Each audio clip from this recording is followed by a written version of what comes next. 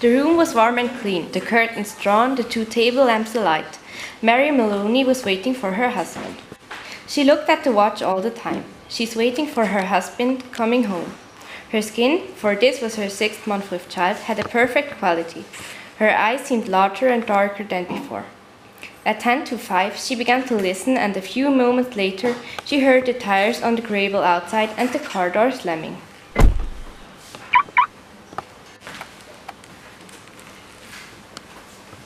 Hello, darling. Hello. For her, this was always a blissful time to wait for him. She knew he didn't want to speak much until the first drink was finished, and she, on her side, was content to sit quietly, enjoying his company after the long hours alone in the house. Patrick seemed tired.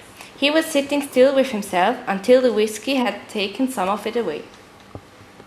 Tired, darling? Yes, I'm tired. And as he spoke, he did an unusual thing. He lifted his glass and drained it in one swallow.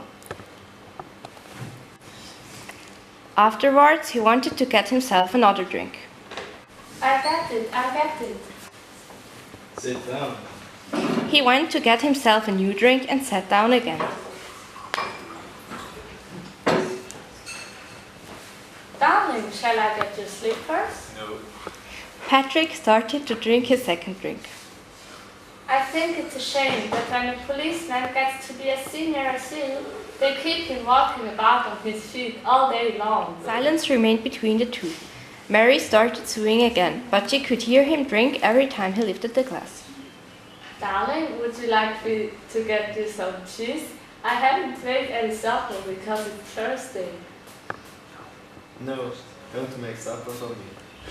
If you're too tired to eat out, it's still not too late. There's plenty of meat and stuff in the freezer, and you can have it right here and not even move out of the chair. Her eyes waited on him for an answer. A smile, a little nod, but he made no sign. Anything.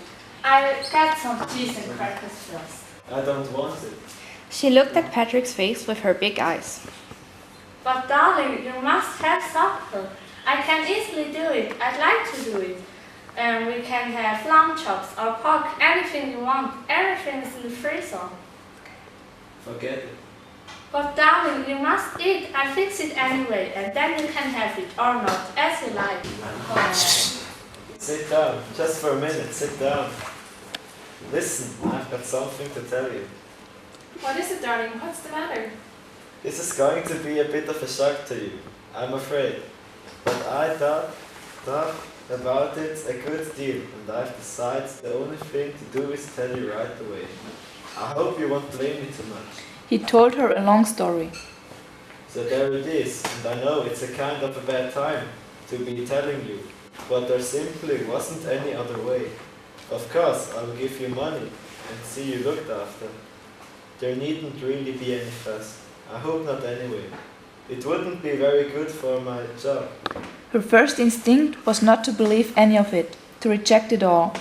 Maybe if she went about her business and acted as though she hadn't been listening, then later, when she sort of woke up again, she might find none of it had ever happened. She went to the cellar and she didn't feel anything. She found a leg of lamb. Mary went up the steps back in the living room and she stopped. For good's sake, don't make supper for me. I'm going out.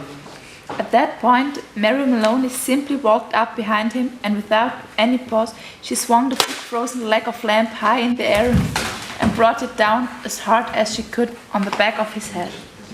Mary Maloney recognized that she killed her husband. As the wife of a detective, she knew quite well what the penalty would be.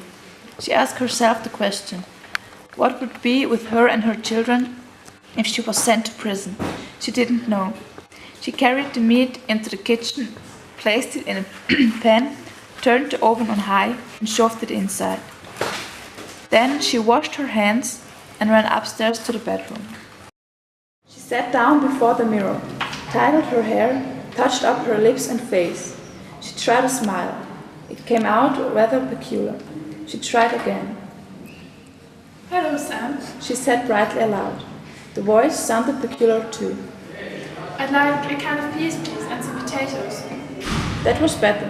Both the smile and the voice were coming out better now. She rehearsed it several times more. Then she ran downstairs, took her coat, went out the back door, down the garden, into the street. It wasn't 6 o'clock yet, and the lights were still on in the grocery shop. Hello, Sam. Good evening, Mrs. Maloney. How are you? I'd like a kind of deep onion potatoes.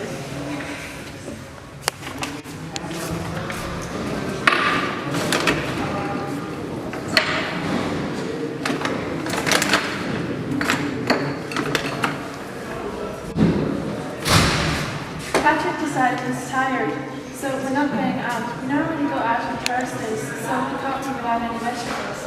Then how's about meat, Mrs. Maloney? No, I've got it. It's very nice leg of lamb.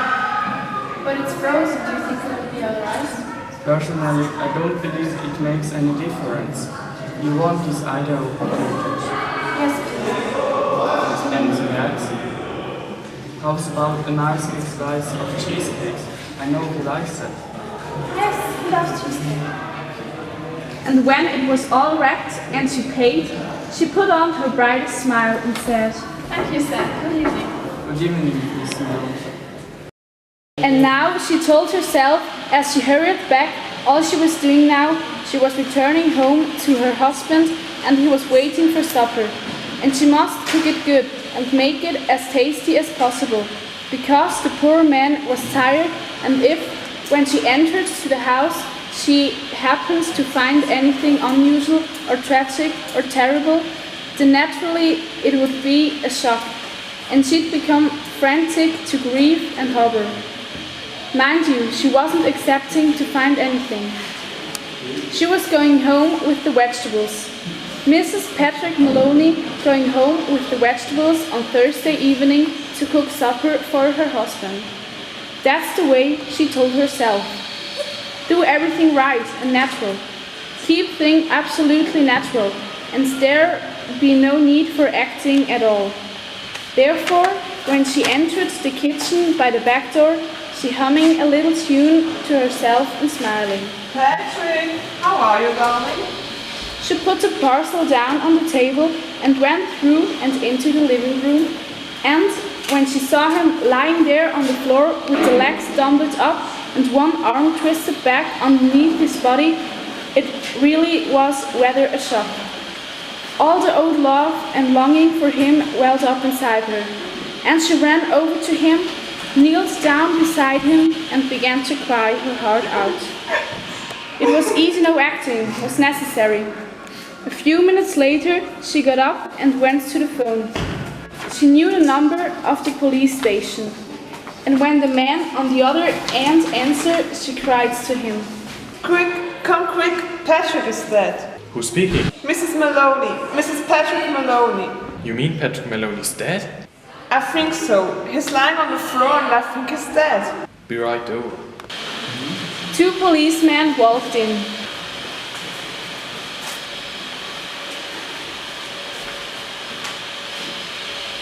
Is he dead? I'm afraid he is. What happened? Soon, other men began to come into the house. First, a doctor, then 2 detectives, one of whom she knew by name. Later, a police photographer arrived and took pictures, and the man who knew about fingerprints. The detectives kept asking her a lot of questions. She told the whole story again, this time right from beginning, when Patrick had come in, and she was suing, and he was tired, so tired he hadn't wanted to go out for supper. She told how she put the meat in the oven. It's there now cooking, and how she slipped out to the grocer for vegetables and came back to find him lying on the floor. She told him, and he turned and whispered something to the other detectives, who immediately went outside into the street. In 15 minutes, he was back with a page of notes, and there was more whispering, and through her sobbing, she heard a few of the whispered phrases. Acting quite normal, very cheerful, wanted to give him a good supper. peas, cheesecake. Impossible that she... After a while, the photographer and the doctor departed, and two other men came in and took the corpse away on a stretcher.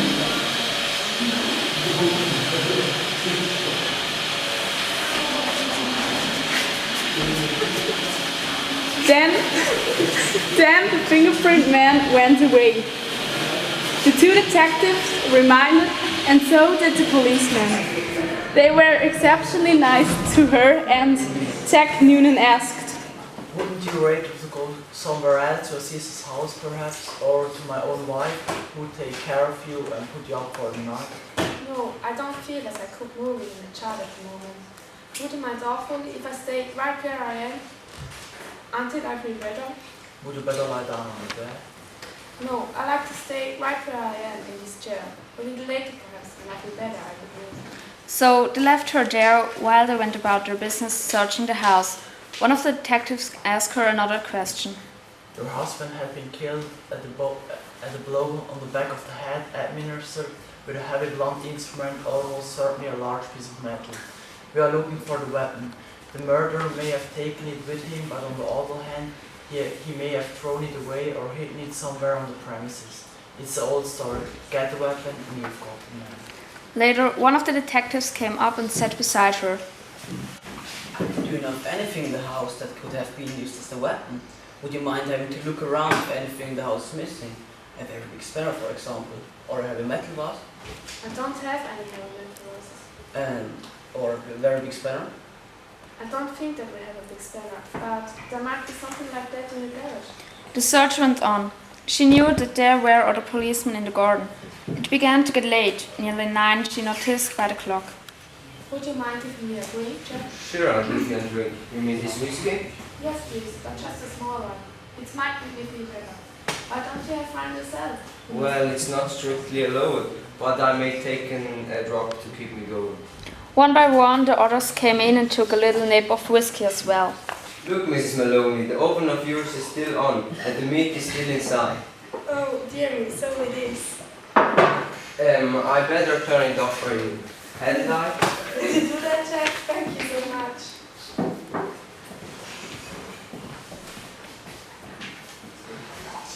Well, here you all are, and good plans of dear Henry's too, and helping to catch the man who killed him.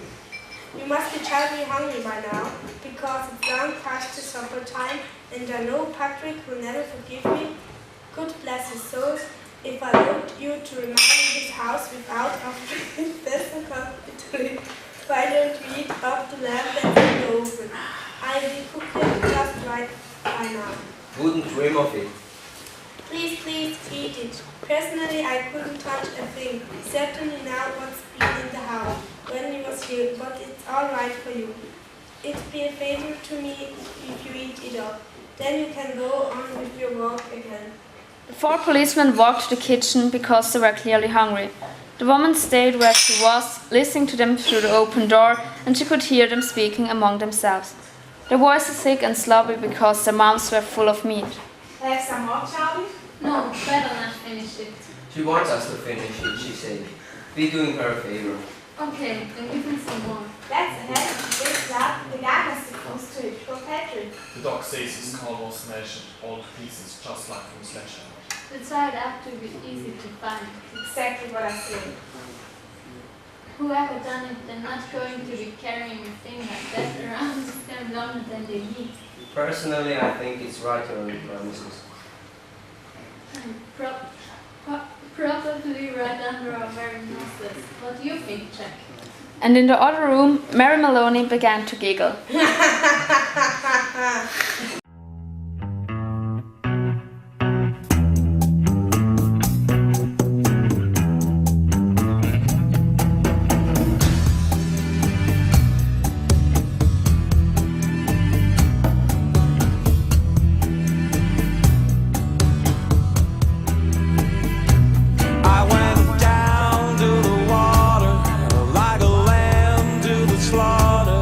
Didn't know what was waiting for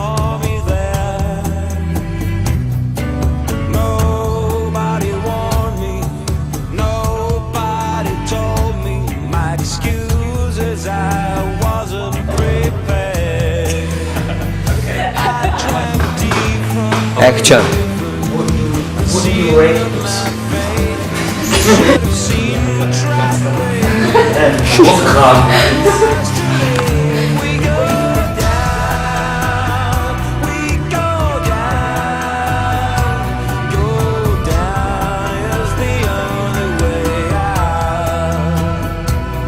Other men came in and took the corpse away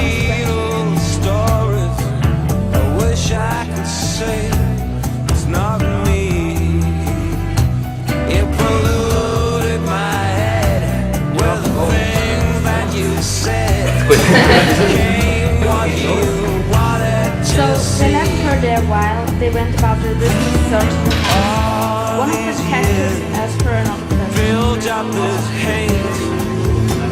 I had my chance coming.